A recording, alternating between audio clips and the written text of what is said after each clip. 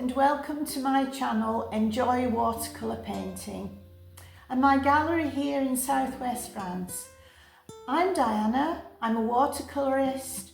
I give classes in watercolour painting, and one of the subjects that I return to time and time again is how to mix paint on the palette before we start painting, so we have a selection of different tones and nuances and enough paint to cover the subject that we want to portray. So in this video I want to cover the basics of how to mix colours, and I have in front of me several of my palettes. I use ceramic tiles. I find they're easy to store and we can get plenty of paint to create washes without having to fiddle with the plastic palettes, which are often not big enough and don't give us a clear view of the colours we want to produce. And so I'm going to run through the basics with you just to help you in your colour mixing journey. So let's paint. Now, as you can see here, and some of you who've watched my previous videos will know, I use white ceramic tiles for my palettes. I find it gives me enough room to mix quite large volumes of paint.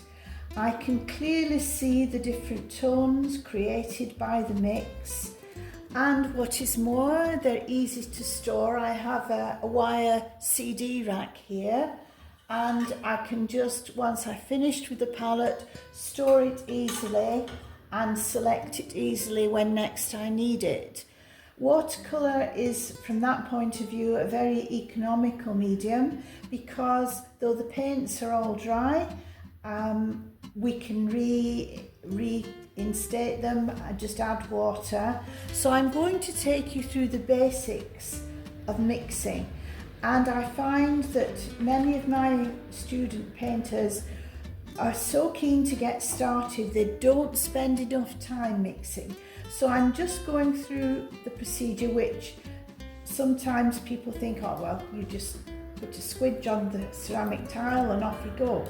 Well, there is a knack to it which will mean that you'll have better colours and more available colours. So here we go. I'm going to use a medium-sized mop brush, and I have a piece of watercolour paper to try out the colour. And I'm going to start with this palette, which is basically a blue and pink, ultramarine blue here and permanent rose. First thing we do, we're not going to ladle lots of water like this onto the palette. We want to keep the colour quite strong and dilute it once it's on the paper. So I'm going to start off with a moist brush and just take the edge of the paint and gradually create a puddle of colour here on the tile. Because the tile is white, I can see the colour value already, and I spend time just getting more and more of the pigment wet and letting it join the puddle of colour. This is important in mixing, not to mix right from the start. If you have just squidged out a blob from the tube, and I always use tubes rather than the little blocks of colour because they take forever to create any amount of paint. But here the blob is dry. If it was moist and straight from the tube, I would not put my brush into it and add a great blob of the colour. Better to take just a little bit from the side and encourage it into the puddle here. So now we can see the colour is darkening because we have more and more pigment released from the blob. We use that term blob a lot in the gallery here. Don't know why, it just seems to crop up more often than not. So there we go. We have our blue. Now I wash the brush. I have 2 jars of water as usual. One to wash my brush, the other one to add clean water to the mix. So once I'm sure the brush is fairly clean, we go in with some clean water. Again, just a moist brush. And we start with the pink. Because this palette has been used many times, there's some blue on the edge, but because we are mixing and not wanting to produce a pure colour, that's okay. Now, we don't mix them right away. We carry on and produce another puddle here of pink. Keep on going, keep on going. And where the two blobs are coming together, we can then start to combine.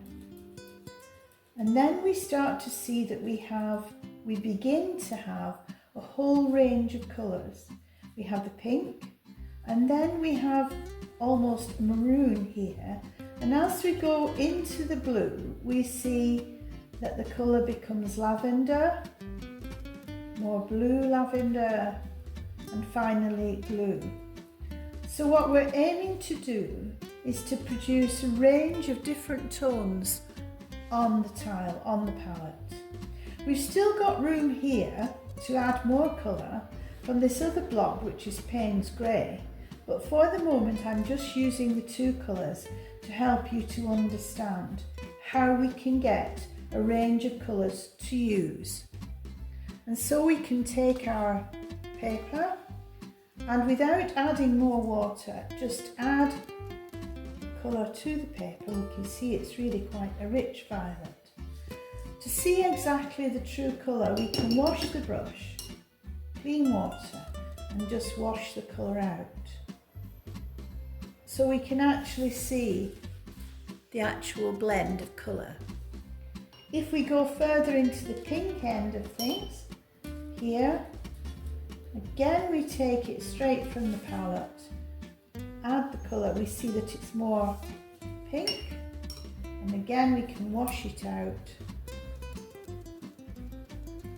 If we really want to match a colour that we've already produced on a painting, it's always better to leave the colour to dry so then you can see exactly how it's going to turn out. Because watercolours always dry lighter, and it's difficult to judge at this stage how exactly it's going to dry.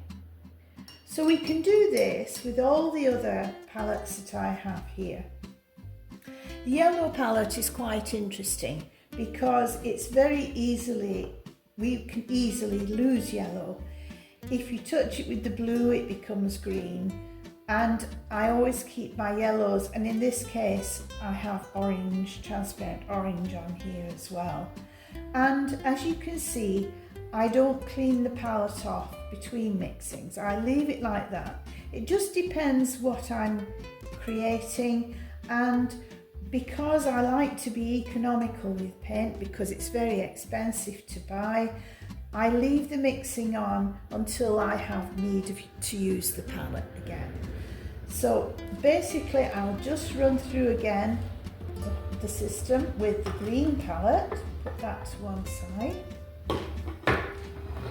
And here we have transparent yellow, and we have Windsor blue green shade, I think. At this stage it's all dry and we still have some paint mixed in the middle, but we're going to see how we go. So we start with the yellow, again same routine, just make a puddle of colour. You can see because there's green on there already, it's making a very yellowy green, which is a spring green which we may want to use. So make sure that you have enough of it before you stop.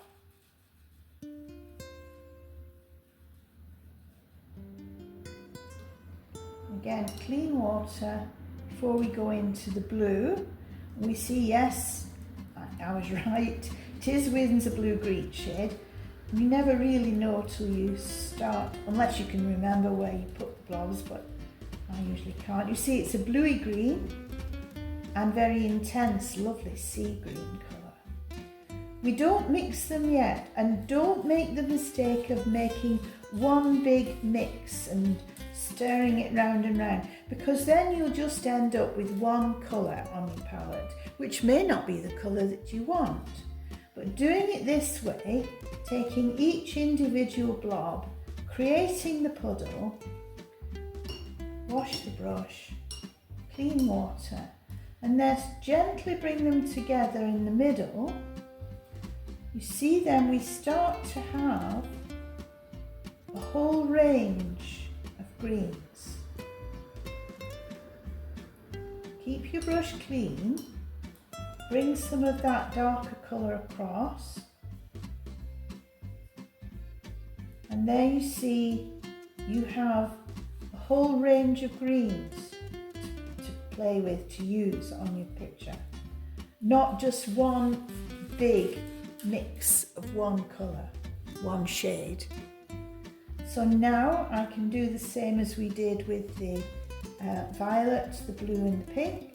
We can go to this end of things, put our colour on, a lovely sea green colour, wash the brush, just wash it and see the colour that it's going to make.